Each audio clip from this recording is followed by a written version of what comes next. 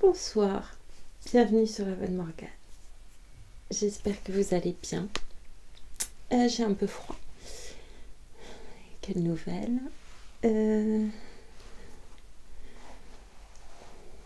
dire sinon? Que oui, j'avais très envie de lire Léo de Hurlevent, de continuer cette lecture, mais j'aimerais les lire à l'extérieur. Et là tout de suite, il m'apparaît qu'en fait, c'est très bien de les lire à l'intérieur aussi. Peut-être que je peux varier, tout simplement. Parce que sinon, c'était Bernanos, Sous le soleil de Satan. Je ne sais pas si j'étais motivée pour ça tout de suite, là.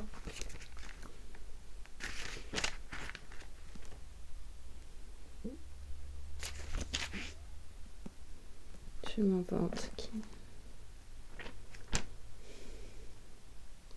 La tentation du désespoir, oui.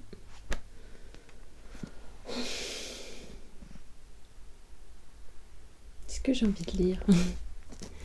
Ou est-ce que j'ai envie de regarder une comédie romantique?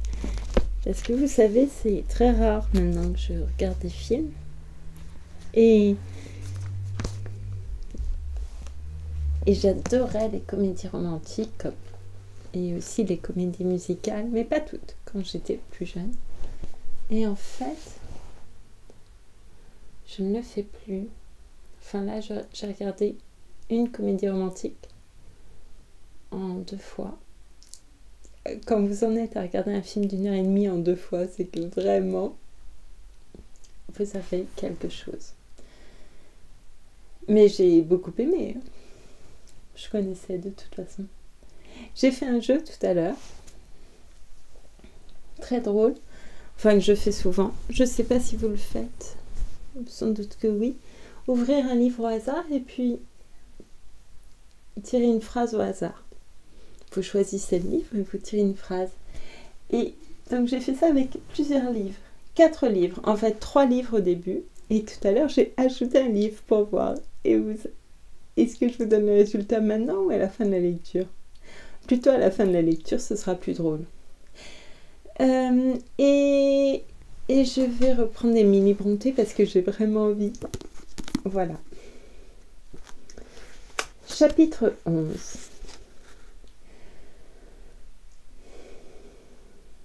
Parfois, comme je méditais solitairement sur ces choses, je me levais, prise d'une terreur soudaine, et mettais mon chapeau pour aller voir ce qui se passait à Hurlevent. Je me persuadais que c'était un devoir de conscience d'avertir Hindley de ce qu'on disait de son genre de vie. Puis je me rappelais ses mauvaises habitudes invétérées et, désespérant de pouvoir lui être utile, incertaine de réussir à me faire croire sur parole, je renonçais à pénétrer de nouveau dans la lugubre demeure. Une fois, je franchis la vieille barrière en faisant un détour alors que j'allais à Gimmerton. C'était à peu près à l'époque que mon récit a atteinte. L'après-midi était clair et glacial, la terre dénudée, la route dure et sèche. J'arrivais à une borne où un chemin dans la lande s'embranche à gauche sur la grande route. C'est un grossier bloc de grès qui porte gravées les lettres WH sur sa face nord, G sur sa face est et TG sur sa face sud-ouest. Il sert de poteau indicateur pour la grange, pour les hauts et pour le village. Le soleil teintait de jaune sa tête grise, me rappelant l'été. Je ne saurais dire pourquoi, mais tout à coup, un flot de sensations de mon enfance jaillit dans mon cœur. Hindley et moi affectionnions cet endroit 20 ans plus tôt. Je regardais longuement le bloc usé par le temps. En me baissant, j'aperçus près du pied un trou encore plein de coquilles d'escargots et de cailloux que nous nous amusions à entasser là, avec des choses plus périssables. J'eus la vision, aussi nette que si elle eût été réelle, du compagnon de mon enfance assis sur l'herbe flétrie, sa tête brune et carrée penchée en avant et sa petite main creusant la terre avec un morceau d'ardoise. « Pauvre Hindley !» m'écriai-je involontairement. Je tressaillis. Mes yeux eurent un instant l'illusion que l'enfant levait la tête et me regardait en face. L'illusion se dissipa en un clin d'œil, mais je sentis aussitôt un désir irrésistible d'être à Hurlevent. La superstition me pressa de céder à cette impulsion. S'il était mort, pensai-je, ou s'il allait bientôt mourir, si cette apparition était un présage de mort. À mesure que j'approchais de la maison, mon agitation grandissait. Parvenue en vue d'elle, je tremblais de tous mes membres. L'apparition m'avait devancée. Elle était debout, regardant à travers la barrière. Telle fut ma première idée en apercevant un petit garçon aux boucles emmêlées, aux yeux bruns, qui appuyait son frais visage contre les carreaux. Puis la réflexion me suggéra que ce devait être Hareton, mon Hareton, pas très changé depuis que je l'avais quitté 10 mois auparavant. « Dieu te bénisse, mon chéri !» m'écriai-je, oubliant instantanément mes craintes folles. « Hareton, c'est Nelly, Nelly, ta nourrice !» Il recula hors de portée de mon bras et ramassa un gros silex. « Je suis venu voir ton père, Hareton, » ajoutai-je. Je devinais par son geste que, si par hasard Nelly vivait encore dans sa mémoire, il ne m'identifiait pas avec elle. Il leva son projectile pour le lancer. Je commençai un discours pour l'apaiser, mais je ne pus arrêter sa main. La pierre frappa mon chapeau. Puis, des lèvres balbutiantes du petit bonhomme sortit un chapelet de jurons proférés, qu'il les comprit ou non, avec une énergie qui révélait l'habitude et qui donnait à ses traits enfantins une révoltante expression de méchanceté. Vous pouvez penser que j'en fus plus affligée qu'irritée. Sur le point de pleurer, je tirai de ma poche une orange et la lui offris pour l'amadouer. Il hésita, puis me l'arracha des mains comme s'il s'imaginait que je voulais seulement le tenter et le désappointer. Je lui en montrai une autre en la tenant hors de son atteinte. « Qui t'a appris ces jolis mots, mon petit ?» demandai-je. « Le pasteur ?»« Le diable emporte le pasteur et toi aussi. Donne-moi ça !» répliqua-t-il. « Dis-moi où tu as appris tes leçons et tu l'auras. Qui est ton maître ?»« Mon diable de papa. »« Et que t'apprend ton papa ?» Il sauta pour attraper le fruit. Je l'élevai un peu plus haut. « Que t'apprend-il » répétai-je. « Rien, qu'à ne pas me trouver sur son chemin. Papa ne peut pas me souffrir parce que je jure après lui. »« Ah, et c'est le diable qui t'apprend à jurer après ton papa ?»« Oui. »« Non, grommela-t-il. »« Qui alors ?»« Heathcliff. » Je lui demandai s'il aimait Mr. Heathcliff. « Oui, répondit-il. » Désirant de connaître les raisons qu'il avait de l'aimer, je ne pus tirer de lui que ces phrases. « Je ne sais pas. Il rend à papa ce que papa me donne. Il injurie papa qui m'injurie. Il dit qu'on doit me laisser faire ce que je veux. » « Et le pasteur ne t'apprend donc pas à lire et à écrire ?»« Non. On m'a dit que le pasteur aurait les dents renfoncées dans la gorge s'il franchissait jamais le seuil. Heathcliff l'a promis. » Je lui mis l'orange dans la main et lui dis de faire savoir à son père qu'une femme du nom de Nelly Dean attendait pour lui parler près de la porte du jardin. Il remonta la chaussée et entra dans la maison. Mais, au lieu de Hindley, ce fut Heathcliff qui apparut sur le pas de la porte. Je fis aussitôt demi-tour et redescendis la route en courant de toutes mes forces sans m'arrêter, jusqu'à ce que j'eusse atteint la borne indicatrice et aussi épouvanté que si j'eusse évoqué un démon. Tout cela n'a pas grand rapport avec l'histoire de Miss Isabelle, sinon que j'en fus incité à la résolution de monter à l'avenir une garde vigilante et de faire tous mes efforts pour empêcher une si mauvaise influence de gagner la grange, même si je devais soulever un orage domestique en contrariant le plaisir de Mrs. Linton. La première fois que Heathcliff revint, la jeune demoiselle se trouvait dans la cour, en train de donner à manger aux pigeons. Elle n'avait pas adressé la parole à sa belle-sœur depuis 3 jours, mais elle avait également cessé ses plaintes maussades, ce qui était pour nous un grand soulagement. Heathcliff n'avait pas l'habitude de prodiguer à Miss Linton une seule politesse inutile, je le savais. Cette fois, dès qu'il l'aperçut, sa première précaution fut d'inspecter du regard la façade de la maison. Je me tenais près de la fenêtre de la cuisine, mais je me reculais pour n'être pas vue. Il franchit les pavés, s'approcha d'elle et lui dit quelque chose. Elle parut embarrassée et désireuse de s'en aller. Pour l'en empêcher, il lui posa la main sur le bras. Elle détourna le visage. Il lui adressait apparemment une question à laquelle elle ne voulait pas répondre. Il lança rapidement un nouveau regard sur la maison et, pensant que personne ne le voyait, le gredin eut l'impudence de l'embrasser. « Judas, traître !» m'écriai-je. « Vous êtes un hypocrite par-dessus le marché, hein? Un cynique imposteur. » « Qui est-ce, Nelly ?» dit Catherine à côté de moi. J'ai été si attentive à épier le couple dehors que je n'avais pas remarqué son entrée. « Votre indigne ami, répondis-je avec chaleur, le vil gredin qui est là-bas. Ah, il nous a aperçus, il vient. Je me demande s'il aura le cœur de trouver une excuse plausible pour faire la cour à Miss après vous avoir dit qu'il la haïssait. » Mrs. Linton vit Isabelle se dégager et s'enfuir dans le jardin. 1 minute après, Heathcliff ouvrait la porte. Je ne pus m'empêcher de donner cours à mon indignation. Mais Catherine m'imposa silence avec colère et menaça de m'expulser de la cuisine si j'osais être assez présomptueuse pour faire intervenir mon insolente langue. « À vous entendre, on croirait que c'est vous qui êtes la maîtresse, s'écria-t-elle. Tenez-vous donc à votre place. Heathcliff, à quoi pensez-vous de soulever tout ce tapage ? Je vous ai dit de laisser Isabelle tranquille. Je vous prie de m'écouter, à moins que vous ne soyez là d'être reçu ici et que vous ne vouliez que Linton vous ferme les verrous au nez. » « Dieu le préserve de s'y essayer, » répondit le sinistre coquin, que je détestais à ce moment-là. « Que Dieu le conserve doux et patient. Chaque jour, j'ai une envie de plus en plus folle de l'envoyer au ciel. »« Chut !» dit Catherine en fermant la porte intérieure. « Ne me tourmentez pas. Pourquoi n'avez-vous pas tenu compte de ma prière? Est-ce Isabelle qui s'est mise à dessein sur votre chemin? Que vous importe, grommela-t-il. J'ai le droit de l'embrasser si cela me plaît. Et vous n'avez rien à y voir. Je ne suis pas votre mari. Vous n'avez pas à être jalouse de moi. Je ne suis pas jalouse de vous. Je suis jalouse pour vous. Déridez ce visage. Je ne vous permets pas...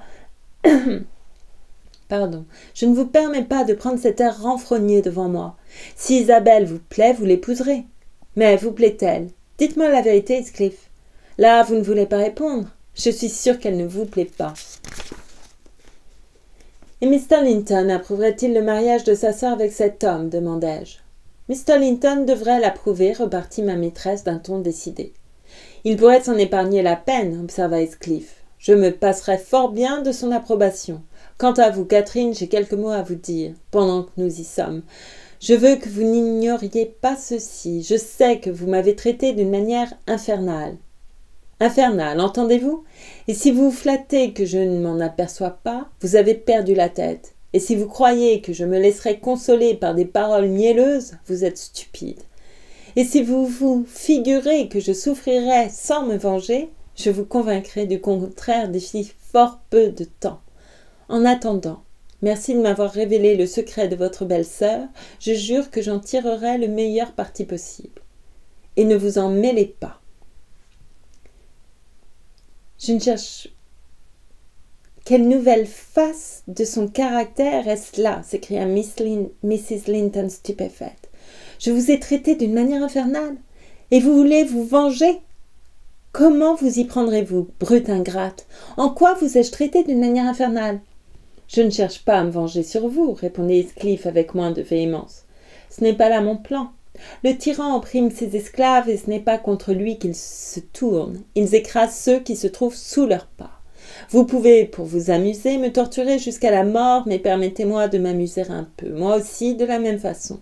Et abstenez-vous de m'insulter autant que vous en êtes capable.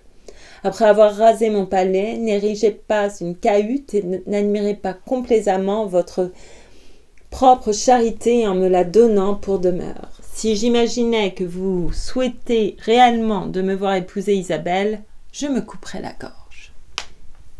Oh, le mal vient de ce que je ne suis pas jalouse, n'est-ce pas? Bon, je ne vous renouvellerai pas mon offre d'une femme. C'est aussi mal que d'offrir à Satan une âme perdue. Votre bonheur, comme le sien, consiste à infliger la souffrance. Vous le pouvez, vous le prouvez. Edgar est guéri de la mauvaise humeur à laquelle il avait donné cours lors de votre arrivée.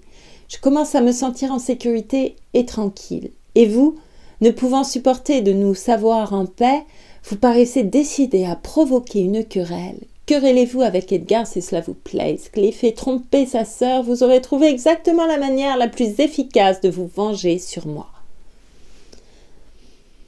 La conversation cessa. Mrs. Linton s'assit près du feu, irritée et sombre. Le démon qui était en elle devenait intraitable. Elle ne pouvait ni l'apaiser ni le réfréner. Lui se tenait devant l'âtre, les bras croisés, ruminant ses pensées mauvaises. C'est dans cette situation que je les laissais pour aller trouver mon maître, qui se demandait ce qui retenait Catherine en bas si longtemps. « Hélène, demanda-t-il quand j'entrai, avez-vous vu votre maîtresse ?»« Oui, elle est dans la cuisine, monsieur. Elle est toute bouleversée de la conduite de Mr. Heathcliff. Et vraiment, je crois qu'il est temps de mettre ses visites sur un autre pied. Trop de douceur ne vaut rien, et voici où en sont venues les choses. » Je racontais la scène dans la cour et, aussi fidèlement que je l'osais, toute la dispute subséquente. Je pensais que je ne pouvais porter un si grand préjudice à Mrs. Linton, à moins qu'elle ne se fît tort à elle-même par la suite en prenant la défense de son hôte. Edgar Linton eut de la peine à m'écouter jusqu'au bout. Ses premiers mots révélèrent qu'il n'exemptait pas sa femme de blâme. « C'est intolérable, s'écria-t-il. Il est honteux qu'elle l'avoue pour amie et qu'elle m'impose sa société.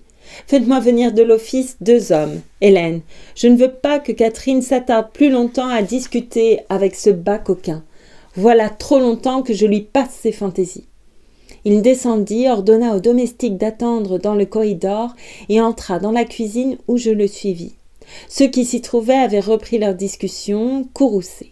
Mrs. Linton, du moins, frondait de plus belle. Heathcliff s'était approché de la fenêtre, la tête basse, un peu démonté, apparemment, par cette violente semonce. Ce fut lui qui le premier aperçut le maître.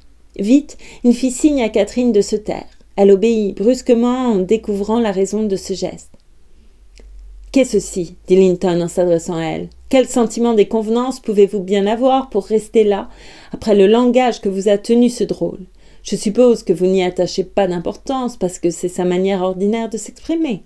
Vous êtes habitué à sa vilainie et vous vous figurez peut-être que je m'y habituerai aussi. »« Est-ce que vous avez écouté à la porte, Edgar ?» demanda ma maîtresse sur un ton particulièrement calculé pour provoquer son mari, un ton qui impliquait à la fois l'insouciance et le dédain de son irritation.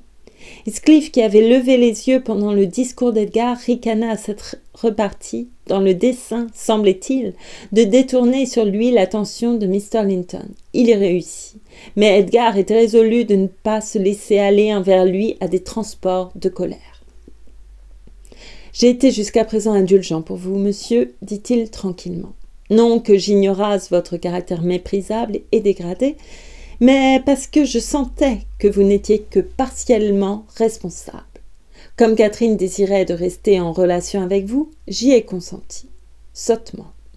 Votre présence est un poison moral qui contaminerait les plus vertueux. Pour cette raison, et pour prévenir des suites plus graves, je vous refuserai à l'avenir l'accès de cette maison, et je vous avertis maintenant que j'exige votre départ immédiat. 3 minutes de retard rendraient ce départ involontaire et ignominieux. » Heathcliff toisa la taille et la carrure de son interlocuteur d'un œil plein de dérision. « Cathy, votre agneau que voilà menace comme un taureau, dit-il, et il court le risque de se fendre le crâne contre mes poings. Pardieu, Mr. Linton, je suis au désespoir que vous ne valiez même pas qu'on vous envoie rouler à terre. » Mon maître jeta un regard vers le corridor et me fit signe d'aller chercher les hommes. Il n'avait pas l'intention de se risquer à une rencontre personnelle. J'obéis à son indication. Mais Mrs. Linton, soupçonnant quelque chose, me suivit. Quand j'essayais d'appeler les hommes, elle me repoussa, ferma violemment la porte et tourna la clé. « Joli procédé, dit-elle en réponse au regard de surprise courroucé de son mari. Si vous n'avez pas le courage de l'attaquer, faites-lui vos excuses ou reconnaissez-vous battu. Cela vous corrigera de l'envie de feindre plus de bravoure que vous n'en avez. Non, j'avalerai la clé avant que vous l'attrapiez. Je suis admirablement récompensée de ma bonté pour vous deux. Après une constante indulgence pour la faible nature de l'un et la mauvaise nature de l'autre, je reçois comme remerciement 2 témoignages d'ingratitude aveugle, stupide jusqu'à l'absurdité. Edgar, j'étais en train de vous défendre, vous et les vôtres. Et je voudrais que Heathcliff vous rouât de coups à vous en rendre malade pour avoir osé mal penser de moi. Les coups ne furent pas nécessaires pour produire cet effet sur le maître. Il essaya d'arracher la clé à Catherine qui, pour plus de sûreté, la jeta en plein milieu du feu. sur quoi Mr. Edgar fut saisi d'un tremblement nerveux et devint mortellement pâle. Pour rien au monde, il n'aurait pu dominer cet excès d'émotion. L'angoisse et l'humiliation réunies l'accablaient complètement. Il s'appuya sur le dossier d'une chaise et se couvrit le visage. « Oh ciel, dans les anciens temps, voilà qui vous eût valu les éperons de chevalier, s'écria Mrs. Linton. Nous sommes vaincus, nous sommes vaincus. Heathcliff ne lèverait pas plus un doigt contre vous que le roi ne mettrait son armée en marche contre une bande de souris. Courage, on ne vous fera pas de mal. Vous n'êtes pas un agneau, mais un levreau à la mamelle. Je vous souhaite bien du courage, bien du plaisir avec ce lâche qui a du lait dans les veines, Cathy, dit son ami. Je vous fais compliment de votre goût. Et voilà l'être bravant et frissonnant que vous m'avez préféré. Je ne voudrais pas le frapper avec mon poing, mais j'éprouverais une satisfaction considérable à le frapper avec mon pied. Pleure-t-il ou va-t-il s'évanouir de peur ? Il s'approcha et secoua la chaise sur laquelle Linton s'appuyait. Il eût mieux fait de rester à distance. Mon maître bondit soudainement et lui porta à la gorge un coup qui aurait renversé un homme plus frêle. Il en eut la respiration coupée pendant 1 minute. Tandis qu'il suffoquait, Mr. Linton sortit dans la cour par la porte de derrière et, de là, revint vers la porte de la façade. « Voilà, vos visites ici sont terminées, » s'écria Catherine. « Partez maintenant. Il va revenir avec une paire de pistolets et une demi-douzaine d'hommes de renfort. S'il a entendu notre conversation, il ne vous pardonnera certainement jamais. Vous m'avez joué un vilain tour, Heathcliff. Mais partez, dépêchez-vous. J'aimerais mieux voir Edgar aux abois que vous. » « Pensez-vous que je vais m'en aller avec ce coup qui me brûle à la gorge » dit-il d'une voix tonnante. « Par l'enfer, non. Avant de franchir le seuil, je lui écraserai les côtes comme je ferais d'une noisette pourrie. Si je ne le terrasse pas tout de suite, je le tuerai une autre fois. Ainsi, pour peu que vous teniez à son existence, laissez-moi le rejoindre. » « Il ne vient pas par ici, interrompis-je, en forgeant un petit mensonge. Voilà le cocher et les 2 jardiniers. Vous n'allez sûrement pas attendre qu'ils vous jettent sur la route. Chacun d'eux a un gourdin et le maître, très vraisemblablement, est en observation à la fenêtre du petit salon pour voir s'ils exécutent ses ordres. Les jardiniers et le cocher étaient bien là, mais Linton y était avec eux. Ils étaient déjà entrés dans la cour. Heathcliff, à la réflexion, résolut d'éviter une rixe avec 3 subalternes. Il saisit le tisonnier, fit sauter la serrure de la porte intérieure et s'échappa au moment qu'ils entraient. Mrs. Linton, qui était très agitée, me dit de la suivre en haut. Elle ignorait la part que j'avais prise à cette scène et je tenais beaucoup à la maintenir dans cette ignorance. « Je suis presque folle, Nelly !» s'écria-t-elle en se jetant sur le sofa. « 1 millier de marteaux de forgerons battent dans ma tête. Dites à Isabelle de ne pas se montrer devant moi. C'est elle qui est cause de tout ce trouble et si elle ou tout autre aggravait en ce moment ma colère, je deviendrais enragée. Et puis, Nelly, dites à Edgar, si vous le revoyez ce soir, que je suis en danger de tomber sérieusement malade. Je souhaite que cela devienne une réalité. Il m'a affreusement choquée et peinée. Je veux lui faire peur. En outre, il pourrait venir me dévider une kyrielle d'injures ou de plaintes. Je suis sûre que je récriminerais et Dieu sait comment cela finirait. Voulez-vous faire ce que je vous demande, ma bonne Nelly? Vous savez que je suis blâmable en rien dans toute cette affaire. Qu'est-ce qui lui a appris d'écouter aux portes? Les paroles de Heathcliff ont été outrageantes après que vous nous avez eu quittés. Mais j'aurais bien réussi à le détourner d'Isabelle et le reste ne signifiait rien. Maintenant, tout est gâté par l'envie d'entendre dire du mal de soi qui obsède certaines gens comme un démon. Si Edgar n'avait pas surpris notre conversation, il ne s'en serait pas plus mal trouvé, vraiment. Quand il m'a entreprise sur ce ton d'irritation déraisonnable, après que je venais de gronder Heathcliff à son sujet, à en être enroué, je ne me souciais guère de ce qu'ils pouvaient se faire l'un à l'autre. Avant tout, je sentais bien que, de quelque façon que se terminât la scène, nous serions tous séparés. Dieu sait pour combien de temps. Si je ne peux pas garder Heathcliff pour ami, si Edgar veut être vil et jaloux, j'essaierai de briser leur cœur en brisant le mien. Ce sera une manière expéditive d'en finir, en cas que je sois poussé à bout. Mais c'est une condition à réserver pour le moment où tout espoir semble perdu. Je ne voudrais pas prendre ainsi où tout espoir sera perdu. Je ne voudrais pas prendre ainsi Linton par surprise. Jusqu'à présent, il a été bien avisé dans sa crainte de me provoquer. Il faut que vous lui représentiez le danger qu'il y aurait à se départir de cette prudence, que vous lui rappeliez ma nature passionnée qui se laisse entraîner quand elle est excitée jusqu'à la furie. Je voudrais que vous puissiez chasser de votre visage cette apathie et avoir l'air plus inquiet à mon sujet.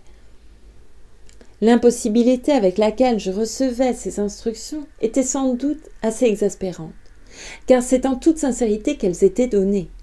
Mais je pensais qu'une personne capable de projeter par avance, de tirer parti de ses accès de colère pouvait bien, par un effort de volonté, arriver à se dominer suffisamment, même pendant qu'elle était sous l'influence de ses accès.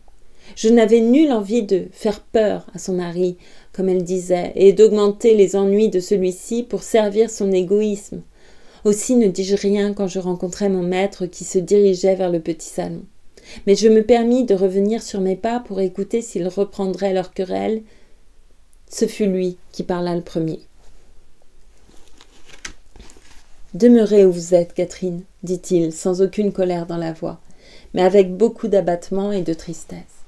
Je ne resterai pas longtemps. Je ne suis venu ni pour disputer ni pour me réconcilier. Mais je voudrais seulement savoir si, après les événements de ce soir, vous avez l'intention de continuer votre intimité avec... » « Oh, par pitié, interrompit ma maîtresse en frappant du pied. Par pitié, ne parlons plus de cela pour le moment.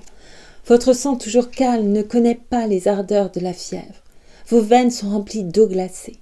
Les miennes sont en ébullition et la vue d'une telle froideur les fait bondir. Pour vous débarrasser de moi, répondez à ma question, insista Mr. Linton. Il faut que vous me répondiez. Et cette violence ne m'alarme pas. J'ai découvert que vous pouviez être aussi stoïque que n'importe qui quand cela vous plaît. Voulez-vous désormais renoncer à Heathcliff ou voulez-vous renoncer à moi? Il est impossible que vous soyez à la fois mon amie et la sienne, et j'exige absolument que vous disiez qui vous choisissez. J'exige que vous me laissiez seule, s'écria Catherine avec fureur. Je le veux. Ne voyez-vous pas que je puis à peine me soutenir? Edgar, laissez-moi. Elle tira le cordon de la sonnette jusqu'à le briser. J'entrai doucement. C'en était assez pour mettre à l'épreuve l'humeur d'un saint, que des rages, aussi insensées et aussi perverses. Elle était là, étendue, frappant de la tête sur le bras du sofa et grinçant des dents, à croire qu'elle allait les faire voler en éclats. Mr. Linton, debout, la regardait, soudain pris de remords et de crainte. Il me dit d'aller chercher un peu d'eau. Elle n'avait plus de souffle pour parler. J'apportai un verre plein, et comme elle ne voulait pas boire, je lui aspergeai la figure. En quelques secondes, elle s'allongea, devint raide et renversa les yeux, tandis que ses joues, soudain décolorées et livides, revêtaient l'aspect de la mort. Linton paraissait frappé de terreur.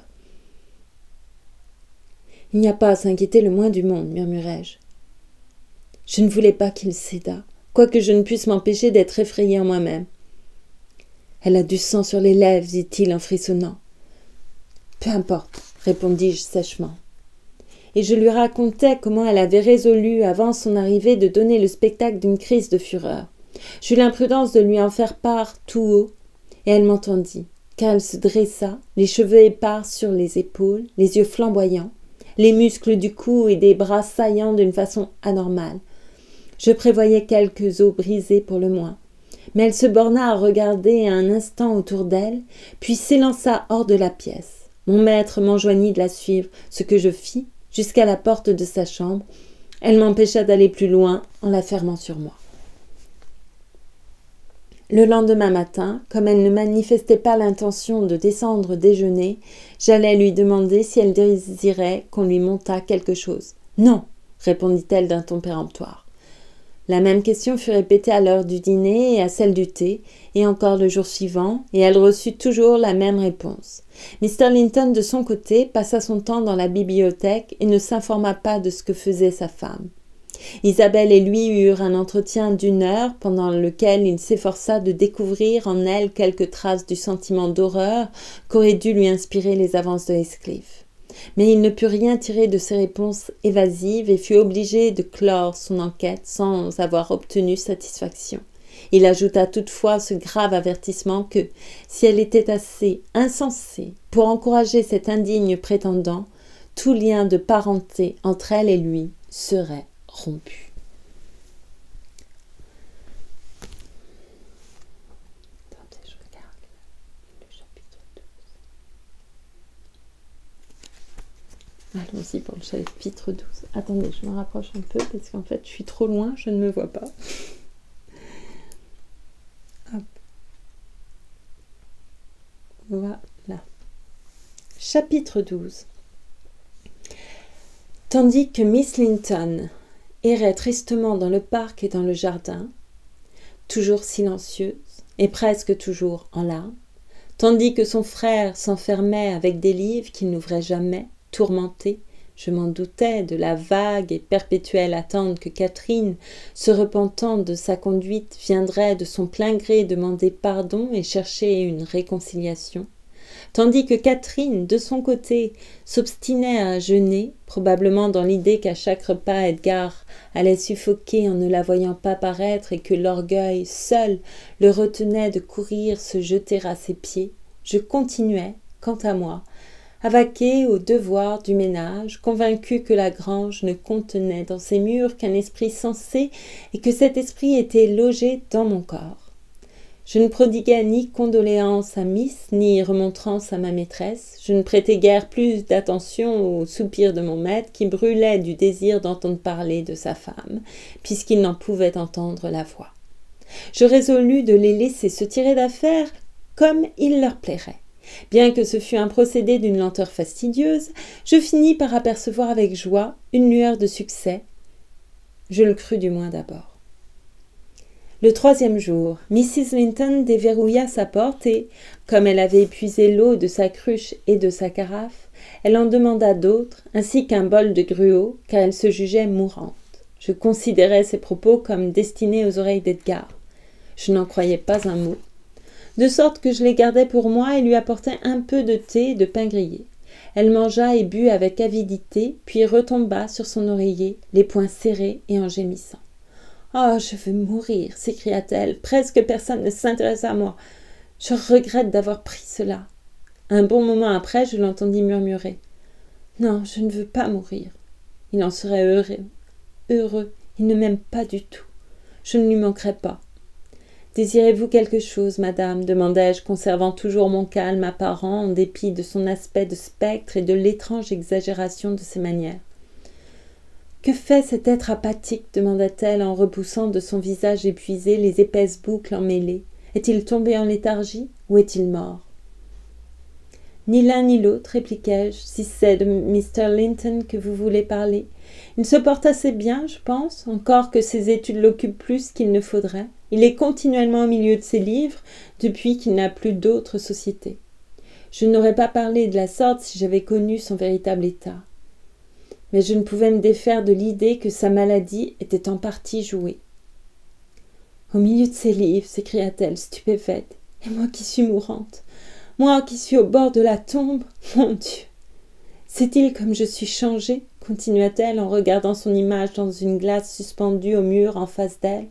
« Est-ce là Catherine Linton ?» Il s'imagine que j'ai un accès de dépit, que je joue la comédie peut-être. Ne pouvez-vous lui faire savoir que c'est terriblement sérieux ? Nelly, s'il n'est pas trop tard, dès que je saurai ce qu'il pense, je choisirai entre ces deux parties. Ou bien me laisser mourir sur le champ, ce ne serait pour lui une punition que s'il avait un cœur, ou bien guérir et quitter le pays. Me dites-vous la vérité à son sujet ? Faites attention.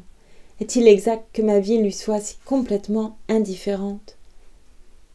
Vraiment, madame, répondis-je, mon maître n'a aucune idée de votre état mental, et certainement il ne craint pas que vous vous laissiez mourir de faim. Vous ne croyez pas ? Ne pouvez-vous lui dire que je le ferai ? Persuadez-le. Donnez-lui votre avis personnel, dites que vous êtes certaine que je le ferai. Non. Vous oubliez, Mrs. Linton, que vous avez pris ce soir quelque nourriture avec goût, et vous en ressentirez demain les bons effets. Si seulement j'étais sûre que cela le tuerait, interrompit-elle, je me tuerais à l'instant. Ces 3 nuits affreuses, je n'ai pas fermé les paupières, et oh, J'ai été torturée, j'ai été obsédée, Nelly. Mais je commence à croire que vous ne m'aimez pas. Comme c'est étrange.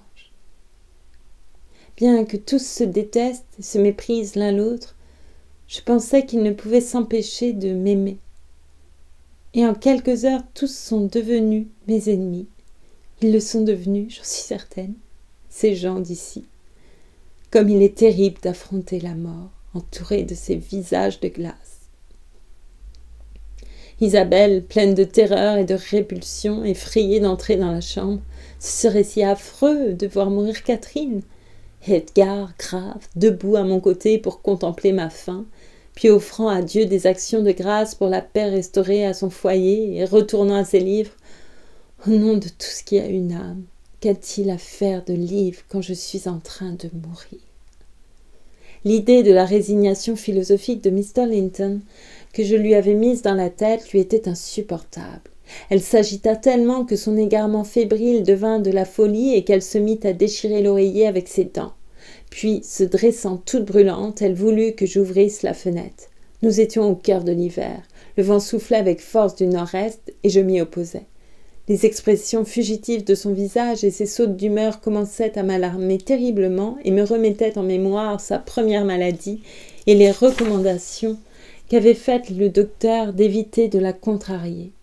Une minute auparavant, elle était dans un état violent. Maintenant, appuyée sur un bras et ne paraissant pas prendre garde à mon refus de lui obéir, elle semblait trouver une distraction puérile à arracher les plumes par les déchirures qu'elle venait de faire à son oreiller et à les ranger sur son drap, suivant leurs différentes espèces. Ses idées avaient pris un autre cours. « Celle-ci est une plume de dindon, murmurait-elle en se parlant à soi-même. Celle-ci de canard sauvage et celle-ci de pigeon. Ah, ils mettent des plumes de pigeon dans les oreillers. Il n'est pas étonnant que je n'ai pas pu mourir. Il faut que j'aie soin de le jeter à terre quand je me recoucherai. Et en voilà une de coq de bruyère, et celle-là, je la reconnaîtrai entre mille. C'est une plume de vanneau huppé. Joli oiseau. Il tournoie au-dessus de nos têtes au milieu de la lande. Il voulait regagner son nid, car les nuages arrivaient sur les hauteurs et il sentait venir la pluie. Cette plume a été ramassée sur la bruyère. L'oiseau n'a pas été abattu. Nous avons vu son nid en hiver, plein de petits squelettes. Escliffe y a mis un piège et les vieux n'osent plus y venir. Je lui ai fait promettre après cela de ne plus jamais tuer un vanneau. Il ne l'a plus fait. Mais en voilà d'autres. A-t-il tué mes vanneaux? Nelly. Y en a-t-il de rouges parmi eux? Laissez-moi voir. Quittez cette occupation puérile, interrompis-je. Je lui retirai l'oreiller et tournai les trous du côté du matelas, car elle était en train d'enlever l'intérieur à poignée. Couchez-vous et fermez les yeux, vous délirez. En voilà un gâchis. Le duvet vole partout comme de la neige. Je le ramassai de tous côtés. Je vois en vous, Nelly, continua-t-elle comme dans un rêve, une femme âgée. Vous avez les cheveux gris et les épaules courbées. Ce lit est la grotte des fées sous le rocher de Penistone.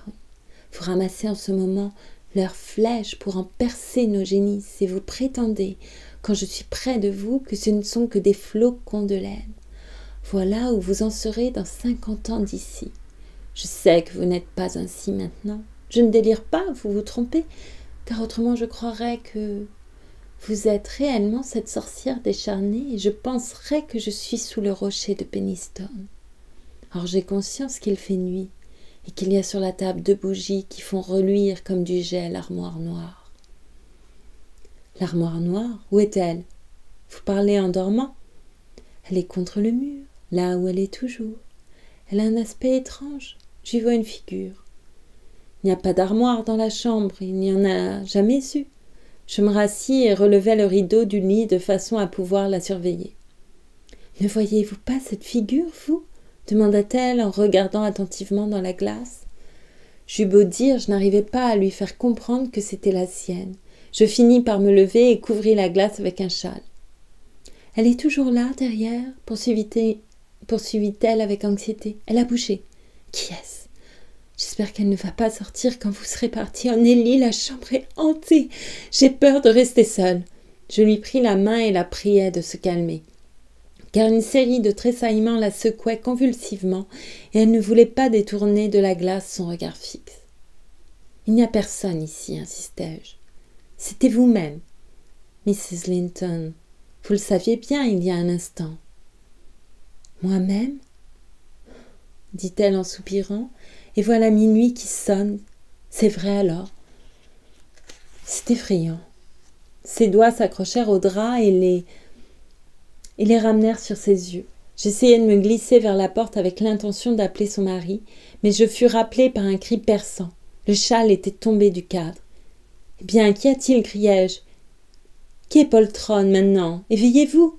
C'est la glace, le miroir. Mrs. Linton, vous y voyez, et j'y suis aussi, à côté de vous. » Tremblante et égarée, elle se cramponnait à moi, mais l'horreur disparut peu à peu de son visage. Sa pâleur fit place à une rougeur de honte. « Oh mon Dieu, je croyais que j'étais chez moi, soupira-t-elle. Je croyais que j'étais couchée dans ma chambre à Hurlevent. Je suis faible. C'est pour cela que mon cerveau s'est troublé et que j'ai poussé des cris sans m'en douter. Ne dites rien, mais reste avec moi. J'ai peur de m'endormir. Mes rêves m'épouvantent. Un bon somme vous ferait du bien, madame, et j'espère que les souffrances que vous ressentez en ce moment vous empêcheront de recommencer à essayer de vous laisser mourir de faim. Oh, si seulement j'étais dans mon lit, dans la vieille maison, continua-t-elle avec amertume, en se tordant les mains, et ce vent qui souffle dans les sapins près de la fenêtre. Laissez-moi le sentir. Il me descend tout droit de la lande. Laissez-moi en recueillir un souffle. Pour la calmer, j'entr'ouvris la fenêtre pendant quelques secondes. Une bouffée glaciale fit irruption. Je refermai et retournai à mon poste. Elle était couchée et tranquille à présent, le visage baigné de larmes. L'épuisement physique avait complètement apaisé son ardeur. Notre fougueuse Catherine n'était plus qu'un enfant gémissant. « Combien de temps y a-t-il que je me suis enfermée ici ?» demanda-t-elle en revenant tout à coup à soi. « C'était lundi soir, répondis-je, et nous sommes jeudi soir, ou plutôt vendredi matin à présent. »« Quoi ? De la même semaine ? Pas plus longtemps que cela ? » ?»« C'est encore assez longtemps quand on ne vit que d'eau froide et de mauvaise humeur, observai-je. »« Eh bien, il me semble qu'il y a un nombre d'heures infini, murmura-t-elle d'un air de doute. Il doit y avoir plus longtemps. Je me rappelle que j'étais dans le petit salon après leur querelle, qu'Edgar m'a cruellement irritée et que je me suis enfuie désespérée dans cette chambre. Dès que j'eus verrouillé la porte, l'obscurité complète m'accabla et je tombai sur le plancher. Je n'avais pas pu expliquer à Edgar que j'étais bien certaine d'avoir une attaque ou de devenir folle furieuse s'il persistait à m'agacer. Je n'avais plus d'action sur ma langue ni sur mon cerveau, et peut-être ne se doutait-il pas de mon agonie. Il me resta à peine assez de sentiments pour essayer de lui échapper, à lui et à sa voix. Avant que je fusse suffisamment remise pour voir et pour entendre, le jour commença de poindre et Nelly. Je vais vous dire ce que je pensais, ce qui m'obsédait sans relâche, au point que je craignais pour ma raison. Tandis que j'étais étendue là, la tête contre ce pied de table, mes yeux discernant vaguement le carré gris de la fenêtre, je pensais que j'étais chez moi, enfermée dans le lit aux panneaux de chêne. Mon cœur souffrait de quelque grand chagrin que je n'ai pu me rappeler en me réveillant. Je réfléchis et m'épuisai à découvrir ce que ce pouvait être. Chose surprenante, les 7 dernières années de ma vie étaient effacées de mon esprit. Je ne me souvenais pas qu'elles eussent seulement existé. J'étais enfant.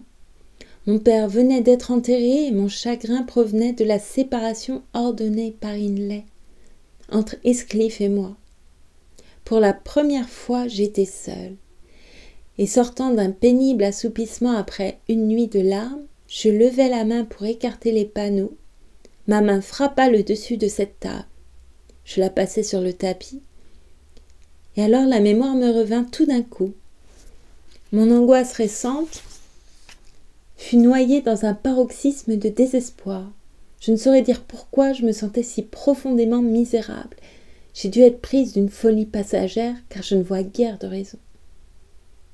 Mais supposez qu'à 12 ans j'ai été arrachée des hauts, de mes liens d'enfance et de ce qui était tout pour moi, comme Heathcliff l'était alors, pour être transformée subitement en Mrs. Linton. la maîtresse de Thrushcross Grange et la femme d'un étranger, proscrite, exilée, par conséquent de ce qui avait été mon univers. Vous pouvez vous faire une idée de l'abîme où j'étais plongée. Vous aurez beau secouer la tête, Nelly, vous avez aidé à me déranger la cervelle. Vous auriez dû parler à Edgar, certainement vous l'auriez dû, et l'obliger de me laisser tranquille. Je suis brûlante.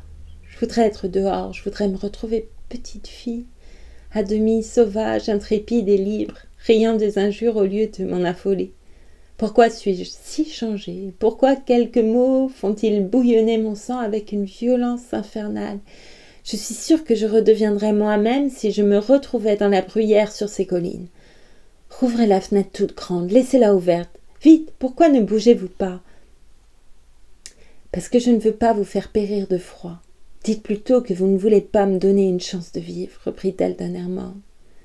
Mais après tout, je ne suis pas encore impotente. Je l'ouvrirai moi-même. Et, se glissant hors de son lit avant que je pusse l'en empêcher, elle traversa la chambre à pas très incertains, rejeta en arrière les battants de la fenêtre et se pencha dehors, sans souci de l'air glacial qui tombait sur ses épaules comme une lame de couteau. Je la suppliais de se retirer. À la fin, j'essayais de l'y contraindre, mais je reconnus bientôt que la force que lui donnait le délire surpassait de beaucoup la mienne. Elle avait le délire, je m'en convainquis par la suite de ses actes et de ses divagations. Il n'y avait pas de lune et en bas tout était plongé dans une brume obscure. Pas une lumière ne brillait dans une maison, près ou loin. Tout était éteint depuis longtemps, et celle de Hurlevent n'était jamais visible. Pourtant elle affirmait qu'elle en apercevait les lueurs. « Regardez !» s'écria-t-elle vivement. « Voilà ma chambre avec une chandelle dedans.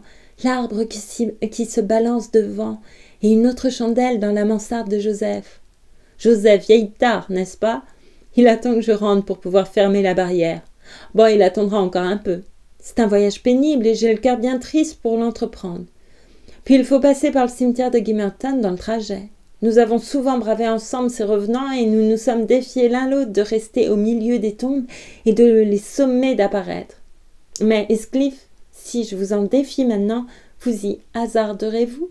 Si vous l'osez, je vous garderai avec moi. Je ne veux pas reposer là toute seule.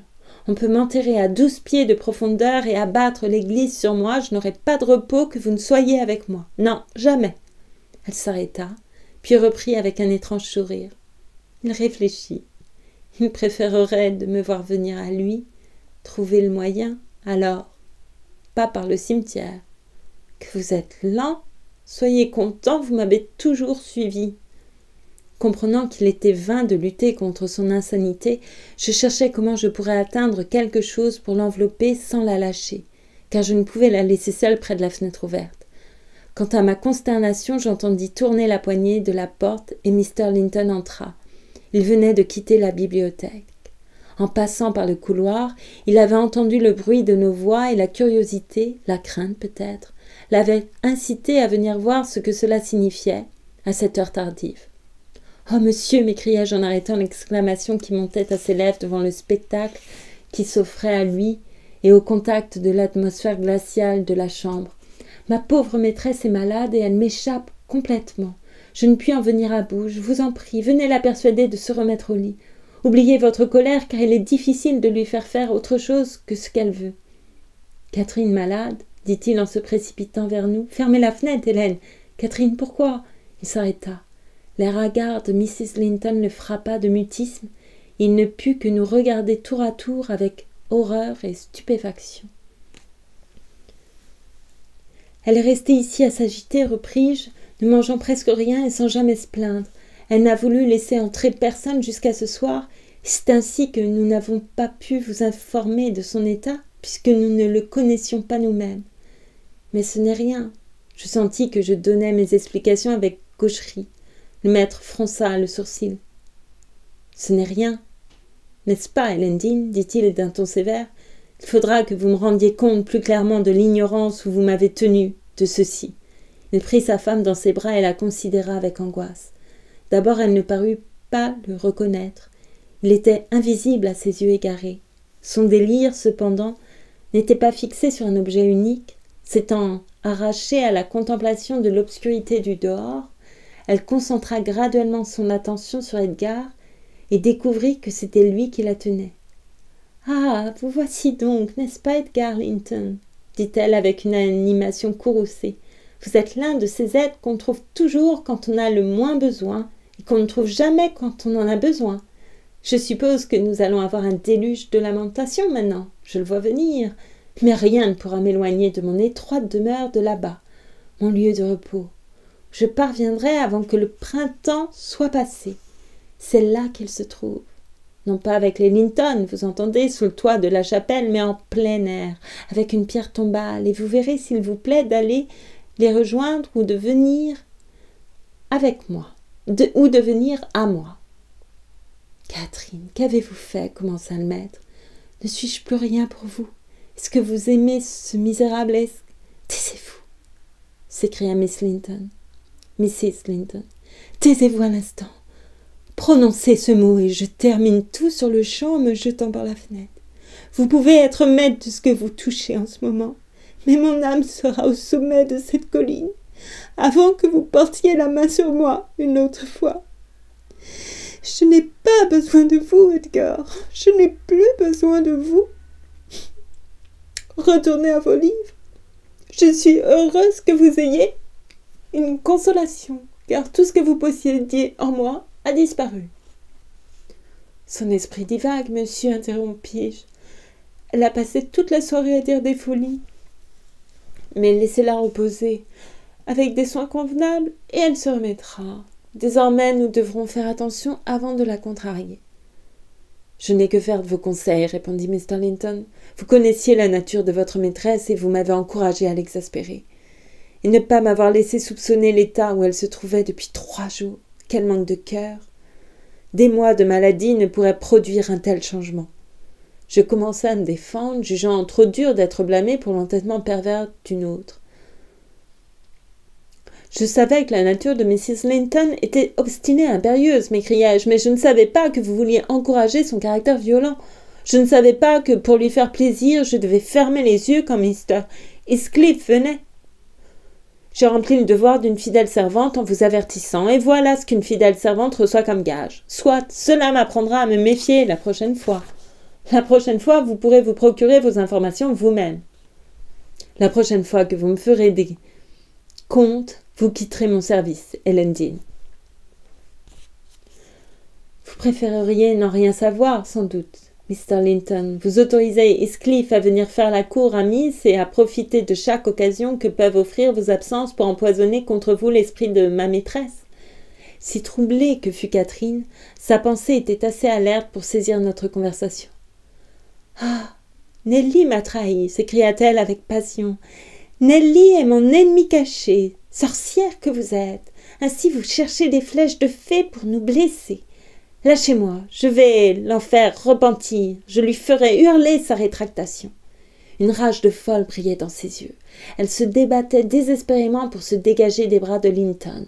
Je n'avais pas envie d'attendre la suite et, me décidant à aller chercher l'aide d'un médecin sous ma propre responsabilité, je quittai la chambre. En passant dans le jardin pour gagner la route, à un endroit où un crochet d'accès est fixé dans le mur, je vis quelque chose de blanc qui s'agitait d'une façon irrégulière, évidemment sous une influence autre que celle du vent. Malgré ma hâte, je m'arrêtai pour examiner ce que c'était, afin de ne pas laisser par la suite se former dans mon imagination la conviction que j'avais passé à côté d'une créature de l'autre monde. Grandes furent ma surprise et ma perplexité en découvrant, au toucher plus qu'à la vue, la chienne espagnole de Miss Isabelle, Fanny, suspendue par un mouchoir et sur le point d'étouffer. Je rendis bien vite la liberté à la pauvre bête et la déposai dans le jardin. Je l'avais vue suivre en haut sa maîtresse quand celle-ci était allée se coucher. Je me demandais comment elle pouvait être ressortie et se trouver là, et quelle était la personne mal intentionnée qui lui avait infligé ce traitement. Tandis que je défaisais le nœud qui entourait le crochet, il me sembla entendre à plusieurs reprises le bruit des sabots d'un cheval galopant à quelque distance. Mais j'avais tant de sujets de réflexion qu'à peine accordai-je une pensée à cet incident, encore qu'en cet endroit, à 2 heures du matin, ce son fut étrange. Mr. Kenneth, par bonheur, sortait précisément de chez lui pour aller voir un malade dans le village quand j'arrivais dans la rue. Le rapport que je lui fis de la maladie de Catherine le décida à revenir avec moi sur le champ. C'était un homme franc et rude. Il ne fit pas scrupule d'exprimer ses doutes de la voir survivre à cette seconde attaque si elle ne se montrait pas plus docile à ses instructions qu'elle ne l'avait été jusqu'à présent. « Nelly, dit-il, je ne puis m'empêcher de penser qu'il y a là une cause qui m'échappe. Que s'est-il passé à la grange? De singulières rumeurs ont couru par ici. Une fille forte et courageuse comme Catherine ne tombe pas malade à propos de rien. Non, cela n'arrive pas à des personnes comme elle. Il faut quelque chose de sérieux pour déterminer dans ces organisations-là des fièvres ou d'autres manifestations semblables. Comment cela a-t-il commencé? Le maître vous mettra au courant, mais vous connaissez le tempérament violent des Earnshaw et Mrs. Linton le possède au plus haut point. Ce que je puis dire, c'est que cela a débuté par une querelle. Elle a été frappée d'une sorte d'attaque au cours d'un accès de colère. C'est ce qu'elle raconte du moins. Car elle s'est enfuie au plus fort de cet accès et s'est enfermée. Ensuite, elle a refusé de manger et maintenant elle est alternativement dans le délire ou dans un demi-rêve. Elle reconnaît les gens qui l'entourent, mais elle a l'esprit plein d'idées étranges et d'illusions. Mr. Linton va être bien infecté, observa Kenneth sur un ton interrogateur. Affecté? Son cœur se briserait s'il arrivait quelque chose. Ne l'alarmez pas plus qu'il n'est nécessaire. Bon, je lui avais dit de prendre garde. Il a négligé mes avertissements. Il faut bien qu'il en subisse les conséquences. N'a-t-il pas été intime avec Mr. Heathcliff depuis quelque temps? Heathcliff fait de fréquentes visites à la grange, mais bien plutôt en s'autorisant de ce que la maîtresse l'a connu lorsqu'il était enfant qu'à cause du goût que pourrait avoir le maître pour sa société. À présent, il est dispensé de prendre la peine de venir, en raison de certaines aspirations présomptueuses qu'il a manifestées à l'égard de Miss Linton. Je ne crois guère qu'on le reçoive encore. Et Miss Linton lui a-t-elle tourné le dos? Questionna encore le docteur. Je ne suis pas dans sa confidence, répliquai-je, peu désireuse de continuer sur ce terrain. Non, c'est une personne renfermée, remarqua-t-il en secouant la tête. Elle ne prend conseil que d'elle-même, mais c'est une vraie petite écervelée. Je tiens de bonnes sources que la nuit dernière, et c'était une jolie nuit, Heathcliff et elle se sont promenés dans la plantation derrière votre maison pendant plus de 2 heures. Il la pressait de ne pas rentrer, mais de monter sur son cheval et de s'enfuir avec lui. Mon informateur rapporte qu'elle n'a pu se débarrasser de lui qu'en s'engageant sur l'honneur à être prête lors de leur prochaine rencontre. Quand doit avoir lieu cette rencontre, c'est ce qu'on a pu entendre, mais engagez vivement Mr. Linton à ouvrir l'œil. Ces nouvelles me fournissaient un autre sujet d'alarme. Je devançais Kenneth et courus pendant la plus grande partie de mon trajet de retour. La petite chienne aboyait toujours dans le jardin. Je perdis 1 minute pour lui ouvrir la barrière, mais au lieu de se diriger vers la porte de la maison, elle se mit à courir çà et là, reniflant l'herbe, et elle se serait échappée sur la route si je ne l'eusse saisie et emportée avec moi. Quand je fus montée dans la chambre d'Isabelle, mes soupçons se confirmèrent. Elle était vide. Si j'étais venue quelques heures plus tôt, la nouvelle de la maladie de Mrs. Linton aurait pu prévenir sa démarche inconsidérée. Mais que faire maintenant? Il n'y avait possibilité de les rattraper qu'en se mettant sur le champ à leur poursuite. Ce n'était pas moi, pourtant, qui pouvais courir après eux, et je n'osais pas réveiller et mettre en émoi toute la maison. Bien moins encore révéler cette fuite à mon maître, absorbé qu'il était dans son présent malheur et sans courage de reste pour ce nouveau chagrin. Je ne vis rien d'autre à faire que de me taire et de laisser les choses suivre leur cours. Kenneth étant arrivé, j'allais l'annoncer avec une contenance mal assurée. Catherine dormait d'un sommeil troublé, son mari avait réussi à apaiser son accès de frénésie. Il était penché sur l'oreiller, épiant toutes les nuances et tous les changements de la pénible expression de ses traits.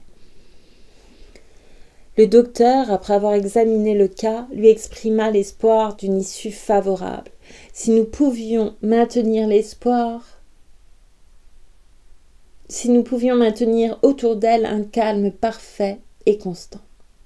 À moi, il révéla que le danger qui menaçait n'était pas tant la mort que l'aliénation mentale permanente. Je ne fermai pas l'œil cette nuit-là, non plus que Mr. Linton. Nous ne nous couchâmes même pas. Longtemps avant l'heure habituelle, les domestiques étaient tous levés, circulant dans la maison d'un pas furtif et échangeant leurs réflexions à voix basse. quand ils se rencontraient l'un l'autre au cours de leurs travaux. Tout le monde était en mouvement, sauf Miss Isabelle. On remarqua bientôt qu'elle avait le sommeil bien profond. Son frère également demanda si elle était levée. Il paraissait impatient de la voir apparaître et blessé qu'elle se montrât si peu inquiète de sa belle-sœur. Je tremblais qu'il ne m'envoyât la chercher, mais j'échappais à la peine d'être la première à annoncer sa fuite. Une des servantes, fille étourdie, qui avait été faire une course matinale à Gimmerton, arriva en haut de l'escalier hors d'haleine, bouche bée, et se précipita dans la chambre en s'écriant « Oh mon Dieu, que va-t-il arriver encore? Maître, notre jeune demoiselle !» Pas tant de vacarme, criai-je vivement, furieuse de sa brillante démonstration. « Parlez plus bas, Marie, qu'y a-t-il » dit Mr. Linton. « Qu'est-il arrivé à votre jeune demoiselle ?»« Elle est partie. Ce Heathcliff s'est enfui avec elle, » dit la fille en haletant. « Ce n'est pas vrai, » s'écria Linton en se levant avec agitation. « C'est impossible. Comment cette idée vous est-elle entrée dans la tête? Hélène Dean, allez la chercher. C'est incroyable. C'est impossible. » Tout en parlant, il conduisait la servante vers la porte, puis il lui demanda de nouveau de lui faire savoir les raisons d'une telle assertion. « Eh bien, j'ai rencontré sur la route un garçon qui vient chercher du lait ici, » balbutia-t-elle. Il m'a demandé si nous n'étions pas dans l'inquiétude à la grange. Je pensais qu'il voulait parler de la maladie de madame, et je répondis que si. Alors il me dit « On s'est mis à leur poursuite, je pense. » Je le regardai avec surprise. Il vit que je ne savais rien. Il me raconta comment un monsieur et une dame s'étaient arrêtés chez un forgeron pour faire remettre un fer à un cheval à 2 milles de Gimmerton, peu après minuit, et comment la fille du forgeron s'était levée pour voir qui c'était. Elle les avait reconnus aussitôt tous les deux. Elle vit l'homme, c'était Heathcliff, elle en était certaine. Personne ne peut le confondre avec un autre, du reste. Mettre en paiement un souverain dans la main de son père. La dame avait son manteau sur la figure, mais elle demanda une gorgée d'eau et, pendant qu'elle buvait, le manteau tomba et laissa voir très distinctement ses traits. Heathcliff tenait les rênes des 2 montures quand ils partirent. Ils tournèrent le dos au village et s'éloignèrent aussi vite que le mauvais état des routes le leur permettait. La jeune fille ne dit rien à son père, mais elle a raconté l'histoire dans tout Gimmerton ce matin. Pour la forme, je courus à la chambre d'Isabelle et y jetai un coup d'œil. En revenant, je confirmai les dires de la servante. Mr. Linton avait repris sa place près du lit. À ma rentrée, il leva les yeux, comprit la signification de mon air désolé, et les baissa de nouveau sans donner un ordre ni prononcer un mot. « Allons-nous essayer quelque chose pour la rattraper et la ramener ?» demandai-je. « Que pourrions-nous faire ?»« Elle est partie de son plein gré, » répondit le maître. « Elle avait le droit de partir si bon lui semblait. Ne m'importunez plus à son sujet. Elle n'est plus ma sœur que de nom, désormais. Non que je la désavoue, mais parce qu'elle m'a désavoué. » Ce fut tout ce qu'il dit à ce propos. Il ne se livra par la suite à aucune investigation et ne fit aucune allusion à elle, sauf pour m'enjoindre d'envoyer ce qui lui appartenait dans la maison à sa nouvelle demeure, où qu'elle fût, dès que je la connaîtrais. Et c'est la fin du chapitre 12. Oh là là, peut-être que j'aurais dû choisir le Sous le soleil de Satan. Non, je plaisante, c'est très bien. Alors, mon petit jeu. Il faut que je retrouve exactement où j'avais posé mes yeux. Voilà. Là, c'est dans L'Embaumeur d'Isabelle Duquesnoy. J'allais donc périr sans avoir jamais réalisé le moindre rêve. Tout le monde a des rêves, non? Vous tous ici, vous êtes bien nourris d'espoirs extravagants qui paraissent dérisoires à d'autres, n'est-ce pas? Je me suis arrêtée là à la lecture, mais je vais un tout petit peu plus loin. S'élever dans la nacelle d'une montgolfière, par exemple, et contempler la ville par-dessus ses forêts de cheminées, ou porter une montre l'épine à la boutonnière de votre gilet. Que sais-je?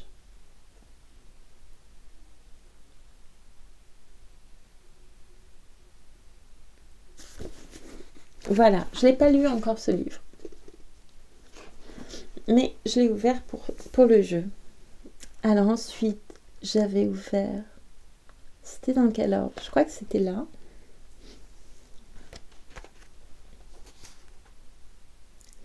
Et alors, qu'est-ce que c'était? Parce que là, c'était en milieu de page. C'est si bon de chanter fort en secouant la tête, et si je baisse le volume, je perçois alors ma propre voix, furtive mais incroyablement nette. Elle me revient et insiste, comme si ces heures seules en voiture ne servaient qu'à ça, l'entendre.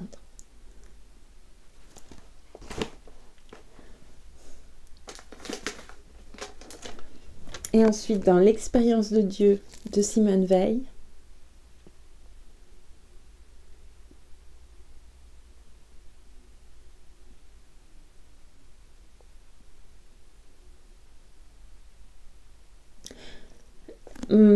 mon regard s'était posé sur notre âme est une balance, la direction de l'énergie dans les actes est l'aiguille de la balance qui marque tel ou tel chiffre.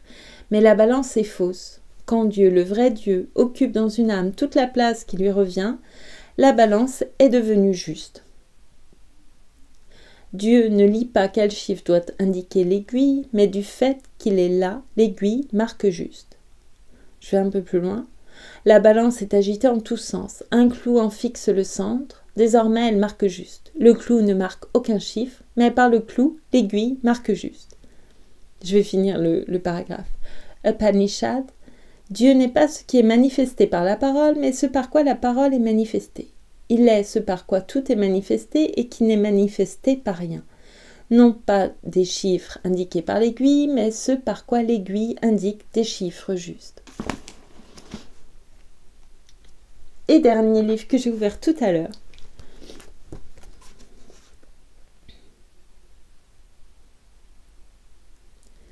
Mince, où j'avais vu, j'ai pris là.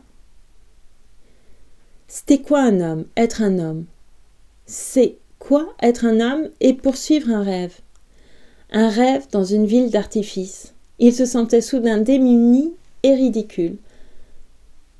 C'est fréquent chez ceux qui poursuivent un idéal. Je m'étais arrêtée là, mais je vais finir aussi le paragraphe.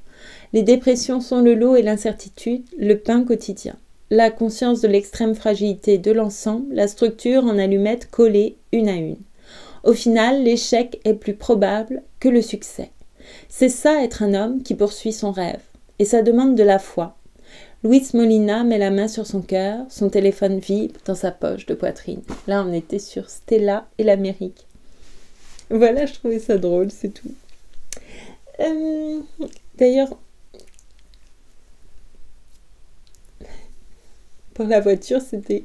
peu de temps après, je me suis retrouvée à chanter comme ça. C'était très sympathique. Très bien, oui, une chanson. Oh.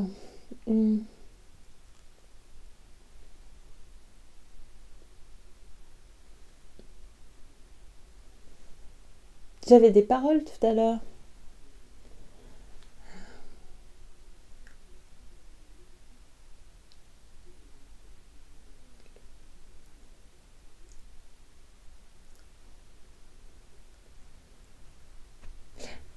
J'essaie de me rappeler, mais j'ai quand même un doute ou deux. Alors, je prends les paroles. J'ai une photo d'une amie.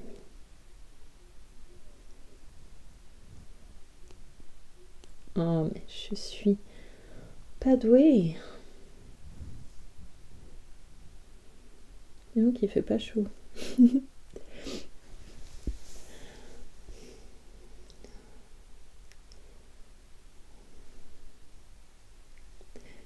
When you were here before.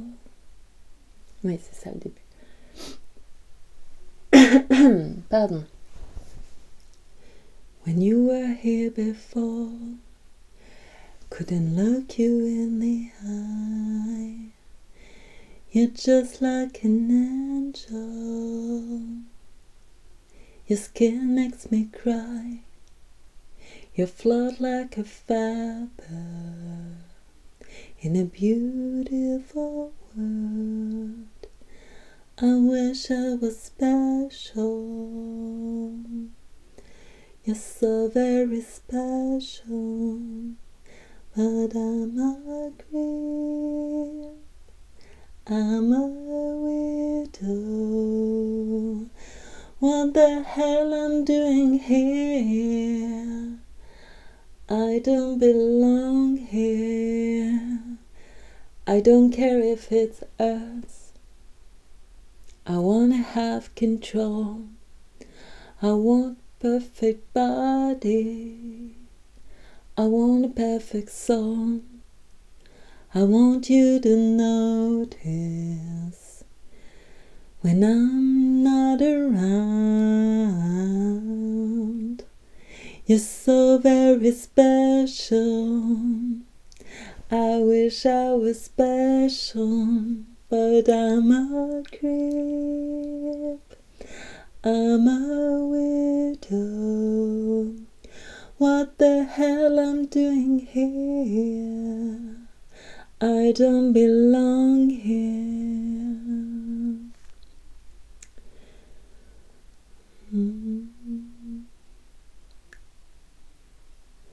And she's running out the door. She's running. She runs, runs, runs, runs. Whatever makes you happy, whatever you want, is so very special. I wish I was special, but I'm a creep. I'm a widow. What the hell I'm doing here? I don't belong here. Voilà, j'ai encore fait un massacre. C'est pas grave. J'irai pas répéter. Je répète pas. Je répète jamais ni les lectures ni les chansons. J'aime bien comme ça J'aime faire ça comme ça. Voilà. Bon, très bien. Eh bien, écoutez, je vous souhaite une... Oui, j'ai quelque chose d'un peu chat en moi, ce qui fait que j'adore adopter des positions inconfortables. Voilà. C'est vrai. Je vais essayer de me comporter un peu plus normalement. Face à vous. Voilà. Excusez-moi.